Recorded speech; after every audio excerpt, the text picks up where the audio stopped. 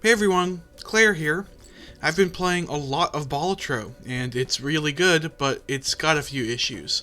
In this video, I'm going to go over a suggestion to fix a few of the big problems, and go into detail on how and why it should be implemented. The basic idea is to introduce conditional starter jokers, which would give you one of a few options to start a run with based on how well your last run went. If you've ever played Slay the Spire, this should seem familiar. In that game, you get options before a run starts for blessings, and you get more options if you reach the first boss on your last attempt. This system would be much more robust, but the basic idea is the same. Whenever the player beats a normal boss blind, they would receive a credit for a starter joker.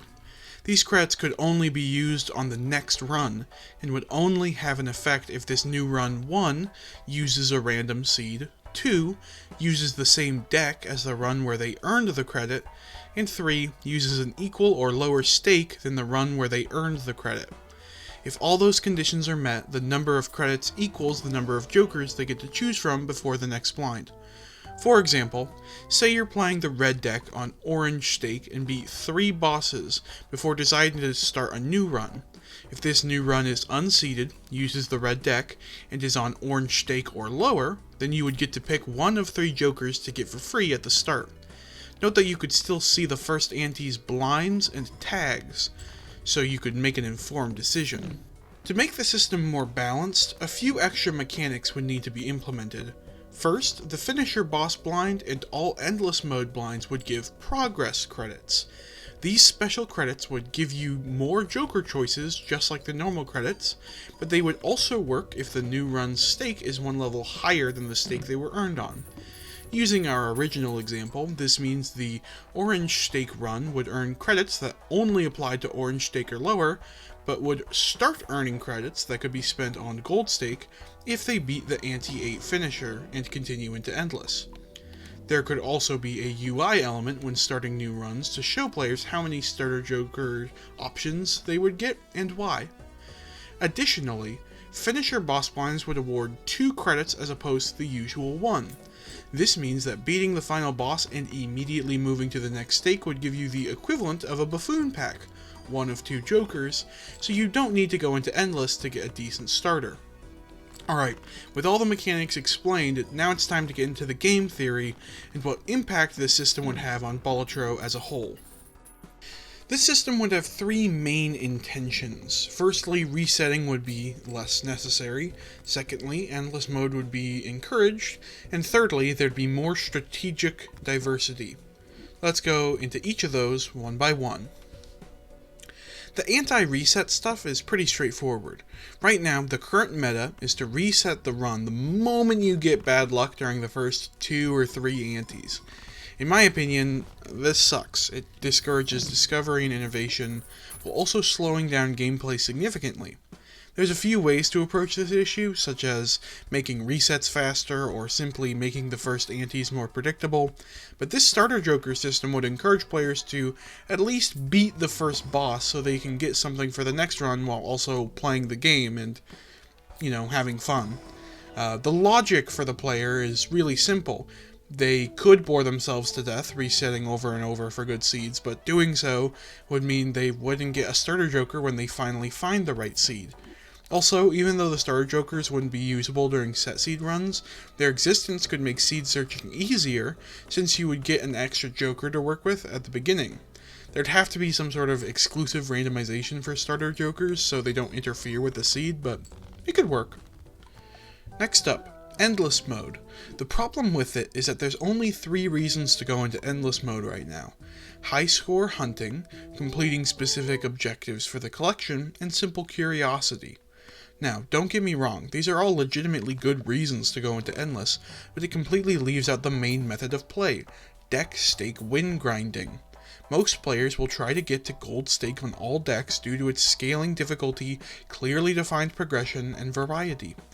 It's really fun and great for new players, but endless mode just wastes your time when you're going for stakes.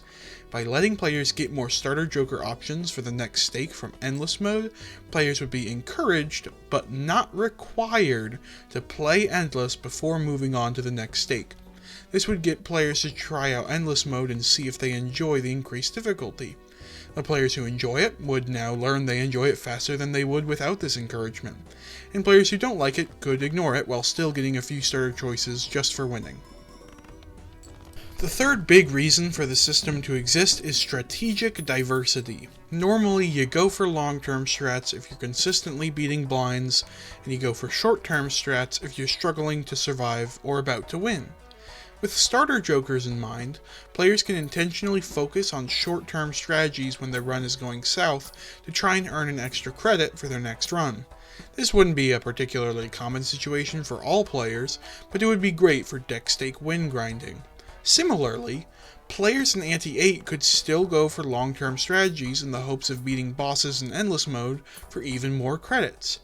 Starter jokers would also make deck switching much more dynamic, as you would be forced to try the deck completely vanilla when you first switch, but you'd get starter jokers once you beat the first boss.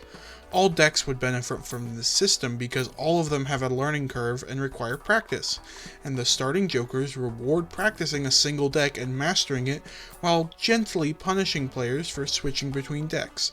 This reward for repetition would discourage players for giving up on the more difficult decks and stakes. Once they finally beat the gold stake and complete the deck, it would empower them and give them the confidence to try out more difficult content, such as challenges and harder decks. Now, to be clear, none of these predictions would be guaranteed to work how I've described, and I'm sure many players would dislike the idea of starter jokers altogether, but I'm confident that these starter jokers would be a net positive for the game if implemented. I truly stand by this idea. But I'm not perfect, right? I've only played about 200 hours of Balatro total, and most of that has been spent deck stake win grinding. I only beat about half the challenges, and I'm nowhere near 100% completion. That being said, I've had a bit of experience making games casually, and believe that this system could massively improve Balatro's gameplay for new players and veterans alike. It's a great game, but it needs improvement. Finally, if localthunk happens to watch this video and makes it this far, thank you so much for watching. I really appreciate you taking the time to watch it. I put a lot of thought and work into this because I really love Balatro and want it to be better. Also, feel free to ask me questions about this. I really want this to get into the full game, so if there's anything I can do to make that happen, I'll probably do it. That's it for the starter jokers. If you have any questions about all this stuff, leave a comment and I'll respond as soon as possible. Also, let me know if y'all want to see more videos like this. I've got a bunch of other suggestions for Balatro and other games like it, so if this does well and people want more, I might make this a series.